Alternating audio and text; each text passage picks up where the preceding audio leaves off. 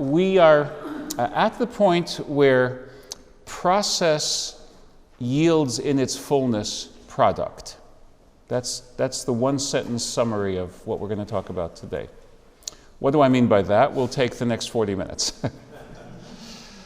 Process means that going back centuries and centuries, well over half a millennium, going backwards from the time when the inhabitants of the kingdom of Judah, the Judahites, but I'm going to start calling them Jews. In Hebrew it's the same word, Yehudi. When the Jews were exiled from the kingdom of Judah in Jerusalem to Babylon, because the Babylonian Empire, or if you want to be pedantic, the Neo-Babylonian Empire, conquered the kingdom of Judah in the year 597 before the beginning of the Christian era. And they exiled the leadership of that kingdom to Babylon, including the then king, including the leading priests, and that's why the prophecies of Ezekiel, who was a priest, are located on the river Chebar in Babylon, because he was among the deportees, or his family was among the deportees. Why did they do that? The Bible doesn't say, but the Bible hints.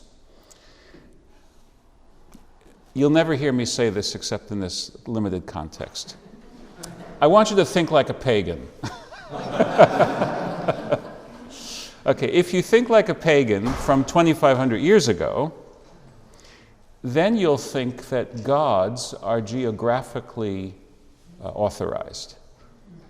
They have territorial sway. That's how far their reach goes. The proof of that is in the Bible. Remember the story of the prophet Elisha, who heals the Syrian general Naaman. You may know him as Naaman, but Naaman, the Syrian general in the book of 2 Kings. Naaman has come down with leprosy. On one of the many cross-border kidnapping raids that they did, they kidnapped a young Israelite girl. She's growing up as the lady's maid of the wife of this general. And she says to the lady, if the general will go to the holy man Elisha, perhaps he'll be cured. So she tells her husband, this is what my maid says, and he figures, nothing ventured, nothing gained. So he goes to Elisha, and Elisha says, okay, go bathe in the river. And the general is in a high dudgeon. He says, I can bathe in my own river. I've got rivers in Syria just as good as you've got. What did I come all this way for? So he's ready to go home, all annoyed. And then, on second thought, why not give it a try? He's cured. He goes back to Elisha. He says, not only am I cured, but I'm converted. And then he says to Elisha, but you need to grant me these two boons. Number one, the king of Syria leans on my arm. When he bows down to his God, I can't not bow. So Elisha doesn't protest, which is a good advice for pastors. Sometimes if you can't approve, you can still nonetheless not protest. That's something we may have to discuss one day. Right? And the second boon is the general Naaman says to Elisha, I'd like to fill 2 saddlebags for my donkey with earth from Israel, so that when I go home, I can build an altar and worship the God of Israel. That's very telling of the psychology of how people thought humans related to their gods back then. They believed that a god has a territory. If you're outside that territory, well, what are you supposed to do if you're in Rome? You do as the Romans do, which means you worship as the Romans worship.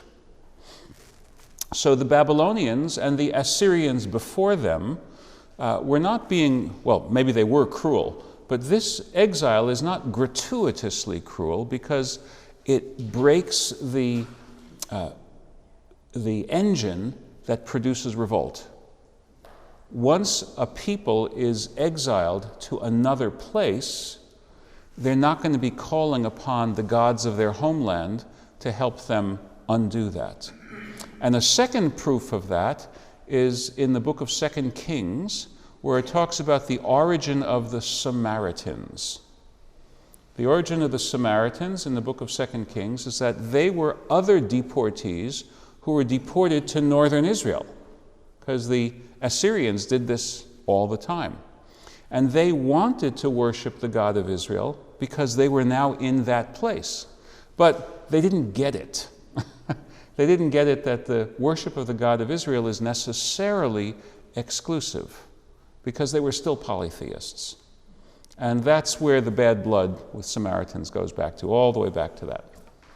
So the Judahites are exiled in the year 597, but there's still a puppet king that the Babylonians have installed. 11 years go by, and the king tries to revolt, at which point the Babylonians come in, they destroy the kingdom, they destroy the city, they destroy Solomon's temple, and they exile the rest of the Judeans except for the poorest of the peasantry.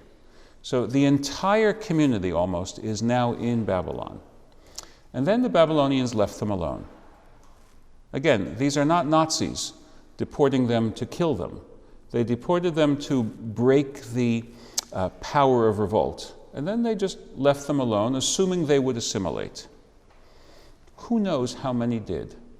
We really don't know. It might have been the large majority of them. It might have been a minority of them. There's no way of knowing. What counts, though, is those who did not.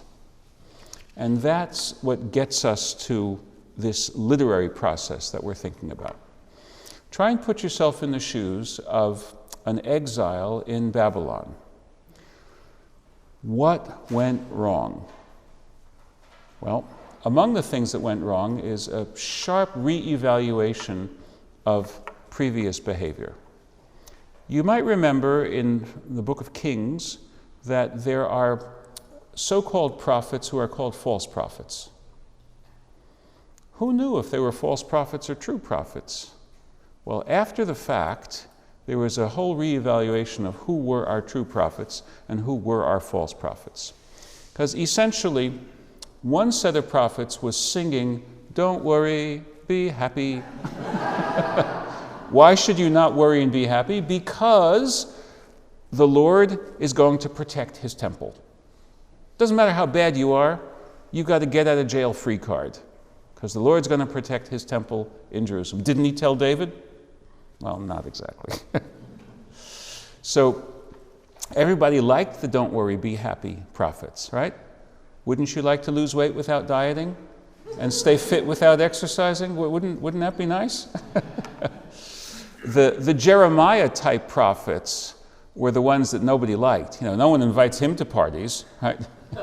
Would you like to have a party and have Jeremiah show up? But now in exile, they're thinking how wrong we were. The "don't worry, be happy" prophets were the false ones. And Jeremiah and those who gave those dire they were the true ones. So what do we do now? There's a statement in the 26th chapter of Leviticus, which is one of the scariest chapters to read. It's all the curses that befall you if you disobey the covenant. It's called the rebuke, the tochecha in Hebrew. In fact, it's so scary that in the synagogue practice, when the Bible chanter chants that passage, he does it sotto voce. It's too ferociously scary to sing out loud. So it's done under your breath and very rapidly. There's another one in Deuteronomy which is similar. But in Leviticus, near the end of it, there's this remarkable passage.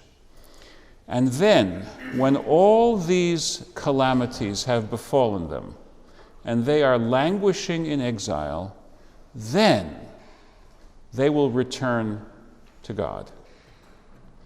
And God will return to them. And God will remember the covenant made with Jacob. And God will remember the covenant made with Isaac. And God will remember the covenant made with Abraham, and God will remember the covenant made with the land. There's a whole sermon about that strange ordering, but I'm not going to give it to you now. But the point is, in the midst of that calamity, there's a vision of regeneration. And that vision of regeneration is what prompted the process that brought the Bible together as we know it. Let me read with you some verses from just about the saddest. Do I have it here? Yes. It's the back of the second page. I'm going to read to you from the 3rd chapter of the book of Lamentations. Traditionally, Lamentations is ascribed to Jeremiah. It may or may not have been Jeremiah's own work, but it's in the spirit of Jeremiah. And chapter 3 in particular is in the spirit of Jeremiah. It's a triple acrostic. There are 22 Hebrew letters. It's a 66-verse long chapter, 3 verses for each letter. Tov Adonai L'chol Kovav. The Lord is good to those who hope in God. The Lord is good to the one who seeks God. It's good to wait quietly. It's good to accept the consequences of misdeeds. It's good to bear the punishment. Verse 31, Ki lo lanetzach, for no one is cast off by the Lord forever. Though God brings grief, God will show compassion. This is a set of words that resounds with the experience of exile. We've already lost. Where do we go from here? How do we rebuild from here? Nach pisa drachenu v'nachkora, the verse 40, the nun line. Let us examine our ways and test them, and let us return to the Lord. That's the mood. And the book of Lamentations ends at the end of chapter 5 with that exact thought. Hashivenu Adonai elecha v'nashuva hadesh yamenu kekedem. Turn us unto thee, O Lord, and we shall return. Renew our days as of old. That's how the book ends. So this sense of renewal, how can we renew our days? How can we get back? So the consensus of scholarly thought is that in this penitential mood, people thought we need to preserve the authentic records of what God has been saying to us all these centuries. And that leads to a process of redacting. Now, today, redacting sounds like someone is going through a governmental document and crossing out what is too top secret for mere members of Congress to see, right? In Bible studies, redaction doesn't mean cutting things out. Redaction means compilation. Compilation. And it's so important to compile that even if one source sees it this way and another source sees it that way, we're not going to be so audacious as to say that source can't come in because it might disagree with this source. If one source said Noah brought the animals 2 by 2 per species, and another source says, well, that's only for the unclean species. The clean species, there's 7 times 2, 7 pairs. We're going to put them both in because both are the words of God. And if there's a contradiction, we'll use our best ingenuity to figure out how to make them coexist. But we're not going to take it upon ourselves to leave out something which contains, maybe even if this is the husk, but the kernel of it is the Word of God. We're not going to throw that out. So you have this pious act of recovery. I have this mental image of a priest or a work party of priests risking their lives in the year 586, running into the burning temple on the 9th day of Av in the year 586. To do what? To save the scrolls. Save the scrolls. I remember once I was on the faculty at the Jewish Theological Seminary of America in New York City, which has the finest Judaica library on this side of the Atlantic. Cincinnati's not bad, but JTS is the best library. And we had a bomb scare, and we all evacuated, and I quickly looked at the senior professors, the senior theologians there, to see which one book each one took under his arm. None of them left without taking at least one book under his arm. Think Ray Bradbury, Fahrenheit 451, right? You got to save this. Right? So I can imagine these priests risking their lives trying to save scrolls. And although they're marched off in exile to Babylon, again, the Babylonians more or less left them alone after that. I can imagine the work of assembly. How long did it take? We don't know. When I was in seminary, which is probably about when you were in seminary, the theory was this took place during the time of the Babylonian exile. Apparently, scholarly fashions change. Maybe when you folks went to seminary, they said it was the time of Ezra. Is that what they said? Or you don't know? Sure. Yeah, sure. Works for me, Rabbi. Because we don't know. Could have been Ezra, right? And if it wasn't Ezra, it could have been someone like Ezra. The point is, by the time of the scribe Ezra, we know it's complete. How do we know that? Because the Bible tells us so. Isn't it Jesus loves me? That's I know. Well, I got a different beginning, but the end is the same because my Bible tells me so. So listen to Nehemiah chapter 8. Nehemiah is a Persian court official, and he's appointed the governor of Jerusalem, which means the Jewish people did pretty well under the Persians. The Persians conquered the Babylonians. They told the Jewish people, you can go back home. The Persians had this radical theory of government. It's so radical, but it worked. It worked for 2 centuries. They said, we don't need to crush the spirit of the foreign nations we've conquered. We only need 2 things from them. We need them not to revolt, and we need them to pay their taxes. Once they do that, they can have liberty of conscience. What a forward thought. It took Europe till the late 1600s to get to that point. Someone who doesn't agree with me religiously deserves freedom of conscience. Think about that. In the American colonies, Roger Williams got kicked out of Massachusetts for saying that. Right? He had to make it across the New England winter to Rhode Island, which he did with the help of Native Americans. Right? A lot of thanks they got for what they did for, although Roger Williams was pretty good to them. He was one of the only ones who was. So the Persians were way ahead of their time. And I'll give you one more example. Aswan High Dam. Anyone been there? Have you cruised up the Nile? I have not. But I've been to the Nile, but I haven't cruised up the Nile. But if you go all the way up to the Nile to where that dam is, there wasn't a dam there before the 1950s. The border between Egypt and the Sudan was around there, and there was a border station in a little island called Elephantine.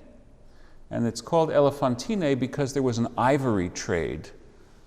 Ivory, elephant poachers basically, would kill elephants in sub-Saharan Africa.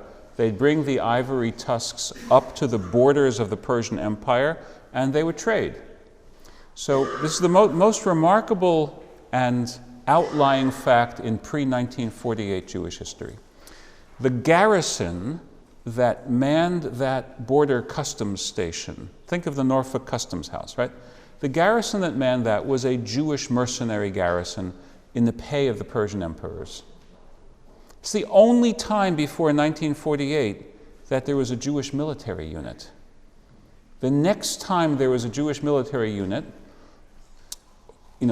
working collaboratively with a Gentile ruler, was 1944, when under great pressure, the British allowed the formation of something called the Jewish Brigade to fight against the Nazis. And they were part of the British line of advance in the Italian campaign, 1944, 1945. So from the 500s before the Common Era until 1944, nobody in the world thought that Jewish people were loyal enough to trust them to man your borders. The Persians did. Yes, Curtis. Was this ever, is this have anything to do with the references to, I may be messing this up, Xerxes as the Messiah? Cyrus. Not Xerxes, Cyrus. Cyrus was hailed in the prophetic literature, like the last chapters of Isaiah and so on and so forth, as God's anointed, because he was letting the Judeans, the Jewish people, go back to Judah. Now, when you say the Messiah with a capital T, you might be thinking anachronistically from what the term Messiah came to mean half a millennium later. Messiah in the 500s before the Common Era means anointed by God with a particular purpose.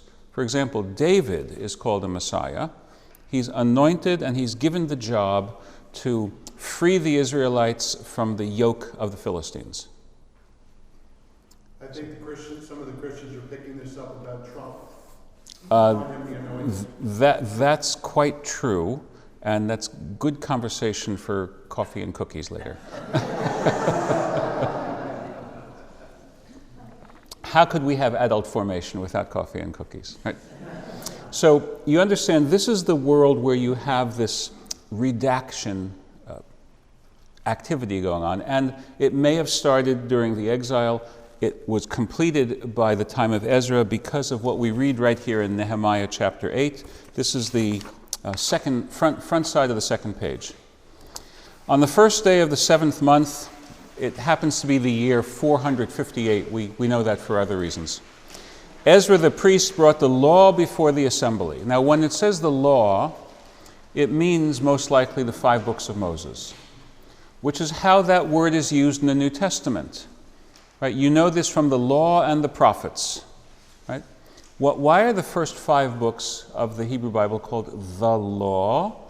Well, we know this from the Septuagint, the translation of the Hebrew Bible into Greek. They had to come up with a word for the first 5 books of the Bible, which do not have a more than a formal designation in the Hebrew. In the Hebrew, they're called the Chumash, from the word chamesh, meaning 5.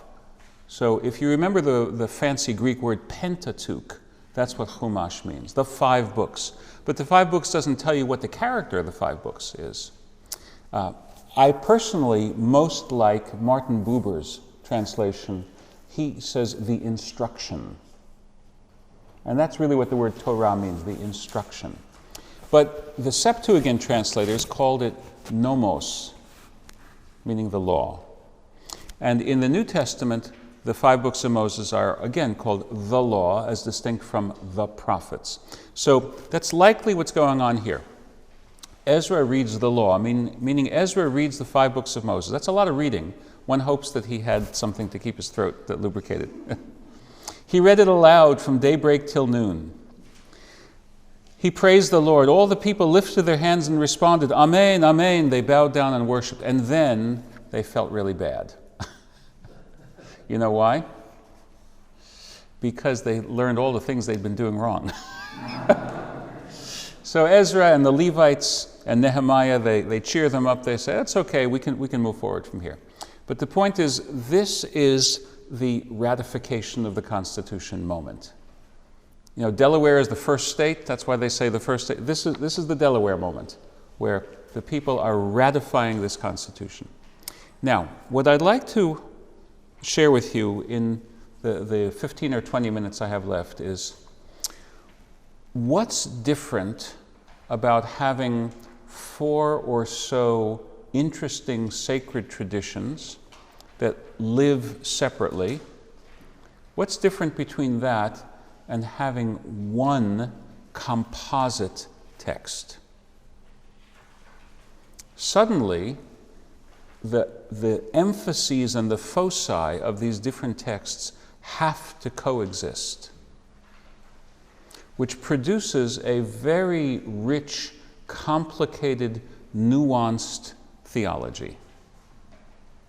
And the way to test this, because we only have one Torah, but imagine the Torah without the D source.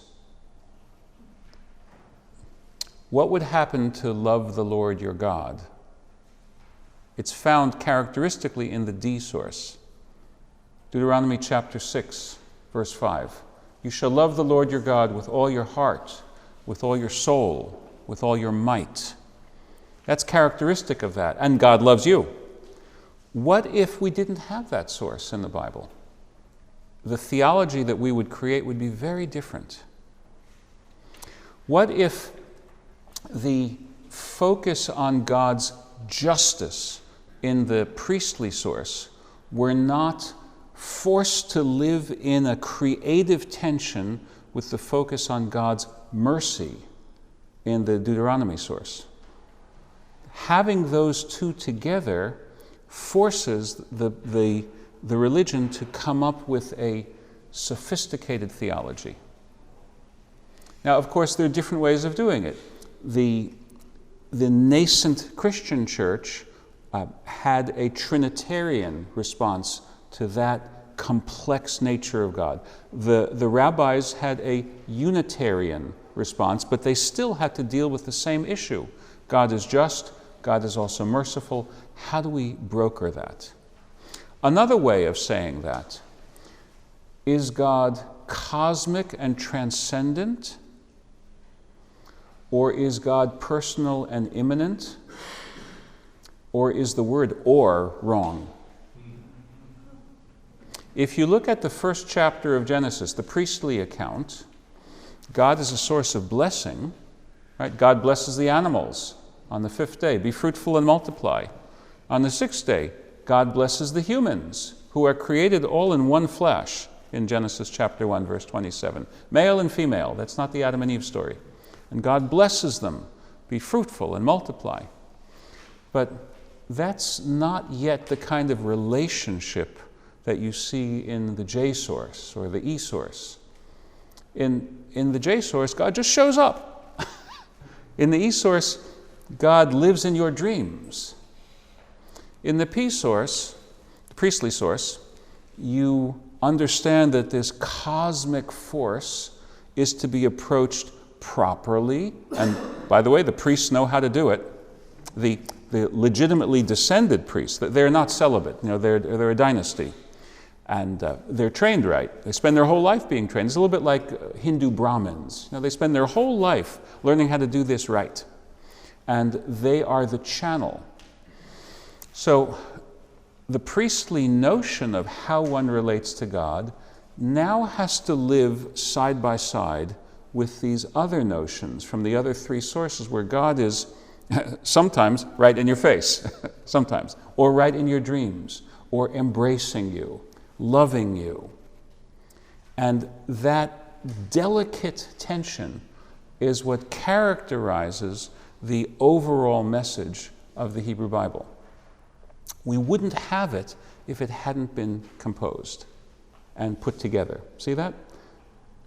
Now, that's what gives us what is the enemy of all overly simplistic dogmatics. It's a little bit like having two parents who love you, who raise you with the best that they can, and who don't see eye to eye. Right? I mean, I'm sure we have some people here who work in family therapy, right? You know that one of the problems, if a married couple is no longer functioning as a couple, and if one is completely distanced from the life of the child, is that the child doesn't get this experience while growing up of how to deal with the fact that my two parents are not clones of each other. I have to learn how to relate to each one, and that's a good thing. So the Bible forces us to balance the immanent and the transcendent. The Bible forces us to balance the texts about mercy and the texts about justice. And that's a good thing. Now, I want to tell you about some of the last text that got smuggled in. Think of one of these wonderful Disney movies where, I don't know, you've got the mama duck, and you've got all the ducklings who are following, and then there's always one straggler, right, at the end who's a little bit ungainly, but gets in somehow, right? We have that in the Bible as well, the Hebrew Bible, and I want to tell you about two such texts. They are outliers, but they're fascinating, and they're deeply important. One is the book of Ecclesiastes. In Hebrew, it's called Kohelet. Kohelet means the convener, someone who got people together to teach them. The rabbis, who were the canon assemblers, were persuaded that Kohelet is Solomon, because it says in chapter 2, I, Kohelet, son of David, was king in Jerusalem. Certainly sounds like Solomon, right? Solomon was the king of David who was king in Jerusalem. But let me give you another way of understanding that. Anyone here from New York? Okay.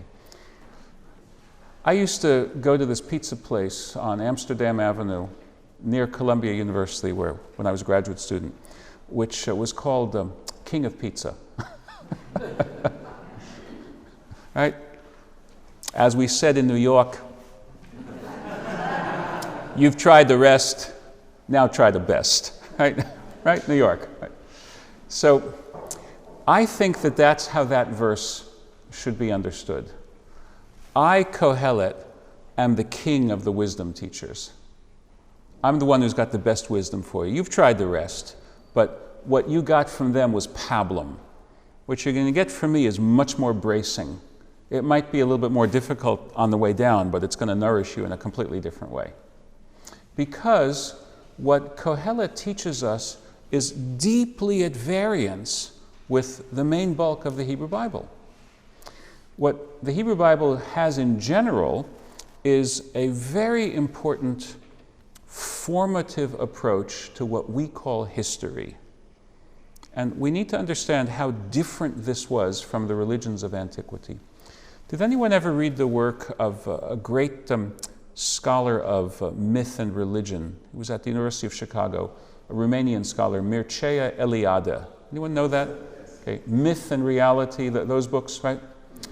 Eliade teaches that the characteristic of these ancient religions and of every mythological system is that their stories take place in the time out of mind, and their rituals reenact that in the here and now. So, for example, the Babylonians were that way. Every year, the Babylonians had a New Year festival. On the New Year festival, they recited a poem called Enuma Elish, When on High, which is the Babylonian creation story. And it tells how the Babylonian god Marduk defeated the sea monster Tiamat and created the habitable world that we can all live in. And that happened before history, and we reenact it every year as our New Year's festival. So pagan religion does not find gods in history. I know occasionally Zeus comes and he dallies with a human maiden or something like that, but that's not the same thing. The Bible invents the category of history. It's fascinating, because in the Bible, the one God is accessible in history. So the Bible actually demythologizes. The Bible doesn't follow the mythological patterns of all the religions of its world. It puts it into history. Consequently, the Bible invents the notion of progress. Yesterday, we didn't know God. Yesterday was the generation of Terach. Today is the generation of Abraham. We do know there is one God, and we start walking with God in a particular direction. Where will that direction take us? Well, there's many loops and many times we fall off the way, and many times we backslide, but we're going somewhere. As Martin Luther King put it, right? The arc of justice. And where does that get you to? Well, in in the visions that you have in the prophets especially, there will be Aharit Hayamim, the end of days. Think of the prophecy of Amos, chapter 9, or the prophecy of Isaiah, chapter 2. In the end of days, and there are visions of what will it be like there? Well, maybe there'll be world peace.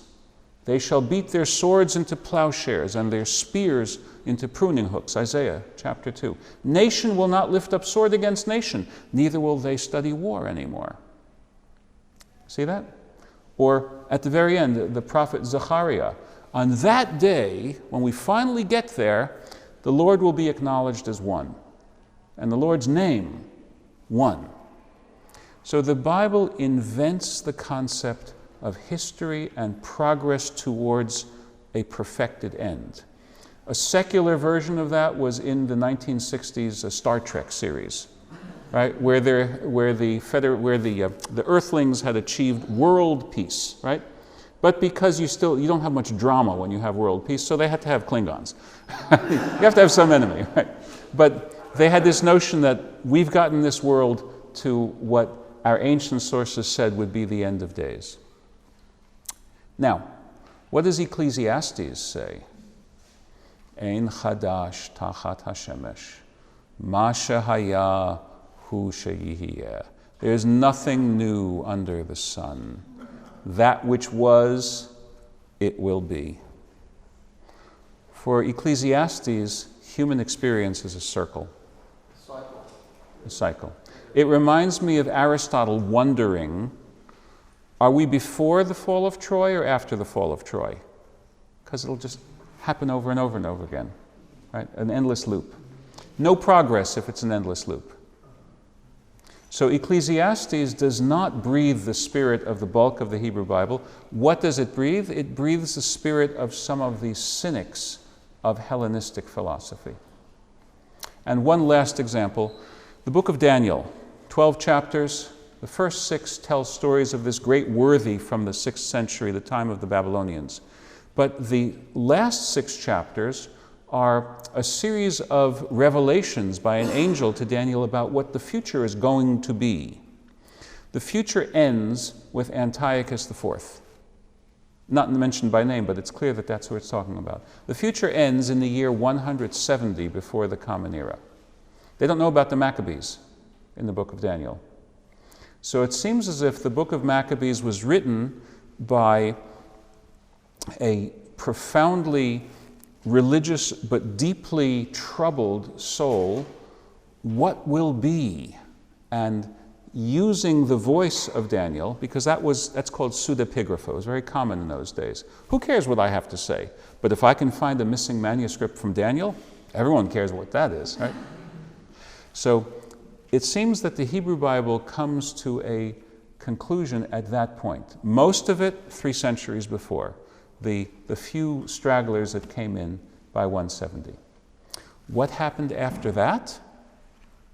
That's for another subject. There's a whole Christian development and there's a whole rabbinic development, and each of them knows about the other. They take some different positions on things. And today, in the last 60, 75 years, we have a very fruitful exploration of what can we learn from each other. So I leave you with some thoughts that there's still plenty for us to do. Thank you so much for your attention. And someone has a question back there.